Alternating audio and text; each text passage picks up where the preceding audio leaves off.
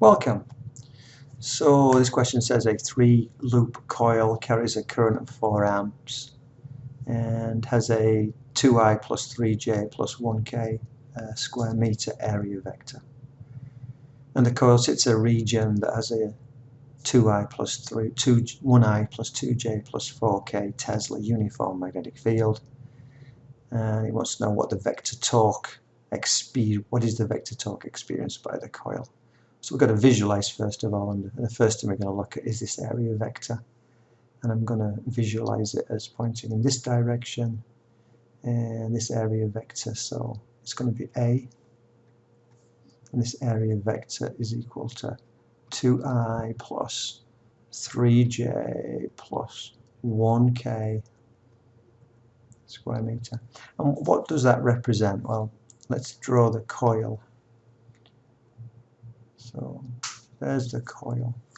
And the idea is we invent this area vector, which is a directional vector. It has a magnitude which is equal to the area of the coil. And it has a direction which is perpendicular to the coil. Well, clearly there's two arrows we could draw. We could draw this arrow which I've drawn, which is up and to the right, and I could have drawn another arrow which would be down and to the left. So why did I know to pick this arrow which is up and to the right? And for that I used the right-hand corkscrew rule, which is basically if the current is going like that around the loop, then my area vector is pointing as shown. And what I'm doing, what you can't see, is I have my hand and I'm moving my fingers in my right hand, and I'm moving my fingers in that direction, and I am looking at where my thumb points, and my thumb points in the direction of the green vector. And if you're not comfortable with that, then look in your textbook and it will explain it to you. So basically what you can say is, if when you look at the coil the current is flowing in a counterclockwise direction, then the arrow is coming towards you. And if when you look at the coil the current is going a clockwise direction, then the area vector is going away from you. That's the wordy way of saying it. Now I need to have my magnetic field vector. This whole region has the magnetic field in it, but I'm going to draw my magnetic field vector like this, and I'm going to say, well, that's 1i plus 2j plus 4k Tesla. And what is the size of the current? Well, the size of the current is 4 amps, so I is equal to 4 amps. So that is a loop which has an area vector inside a magnetic field with a current flowing through it. And the other wrinkle in this, the other detail in this, is that this has been wound around and around and around 3 times. So a loop has changed into a coil, and there are 3 windings. Well, if you think about it, if one winding gives you a certain effect, then the second winding will give you that effect again, and the third winding will give you that effect again. So I've got to take into account the number of windings when I do my work. And so I can say that n, the number of windings, or sometimes called the number of loops, is equal to 3 loops. So I need a principle to link these things together, and the principle I remember from my notes is that my torque is equal to I A cross B. It's to do with the area, it's to do with the magnetic field. Throughout this chapter, whenever we've had a cross product, B has been the second term in the cross product. Now that is for a single loop, so I can modify this and say, well, my torque for the coil is equal to N times I A cross B. It's just the same thing. It's just, you know, you got n turns or n loops to deal with. And I don't bother learning two equations. I can figure out, I can intuitively realize that if I have a number of terms, it should make my torque greater. So I can just, from a physics intuition point of view, know that I need to put that n in there. It's a cross product, so let's just do it. This is very mechanical. We put down our grid. And remember, the most common mistake is people put down the wrong vector first, and this is A cross B. So I need 2, I need 3, I need 1, because that is my A vector. And then the next thing you got to do is put the B down, and this is my 1, 2, and 4. That's my B vector. And I got to do my cross product. And as always, if I was doing this on a piece of paper, I would cover over the columns in turn. When I'm dealing with the I don't deal with the numbers in the I. So I cover over these numbers and I cross multiply these to find my coefficient for the I.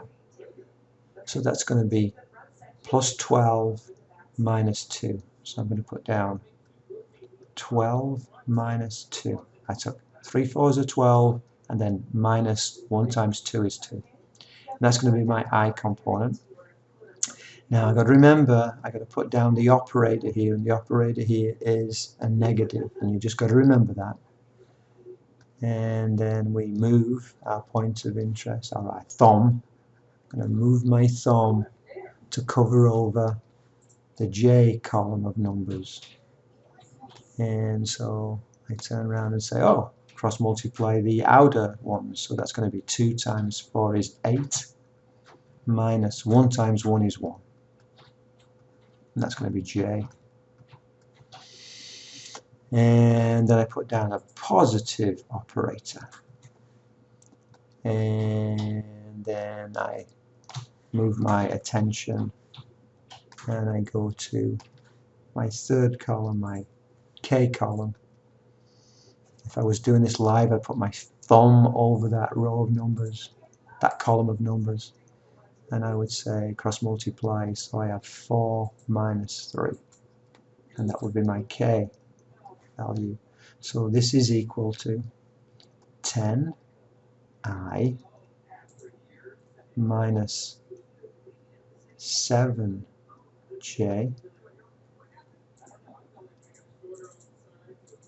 plus 1K, and the units, well, it doesn't matter so much about the units, but the units would be Tesla meter squared. I don't worry about the units so much because I'm not finished. No. So what I can say is that my torque of my coil is equal to my N. My N is going to be 3 times my I. My I is 4. And my A cross B is 10I minus 7J plus 1K. So this is going to equal 3 fours are 12, 120I minus 7 12s are 84, 84J, and 12 times 1 is plus 12K. And now my units, it's a torque, so it's going to be Newton meter. And there we have it. It's an exercise in visualization, it's an exercise in using cross products, etc. I could go a step further and say, well, what's the magnitude? So you'd use Pythagoras in 3 dimensions to get the magnitude. I suppose I could ask you for a unit vector pointing in this direction, and you recognize that, oh, in that case then it's going to be this vector divided by its own magnitude. So just to finish off my visualization, what I can, I suppose, point out is that my if I imagine pointing my fingers towards the A and then curling my fingers of my right hand towards the B, my thumb points into the page. In the way I've kind of drawn it, it points into the page in that direction, and that would be where my torque is. So if these two vectors are in the plane of the page, let's say that these two vectors are in the plane of the page, so I have a simpler diagram. If these two vectors are in the plane of the page, then my torque, I point towards the A, I curl towards the B, my torque would be going into the page at that point. So there's my torque direction. So there we have it.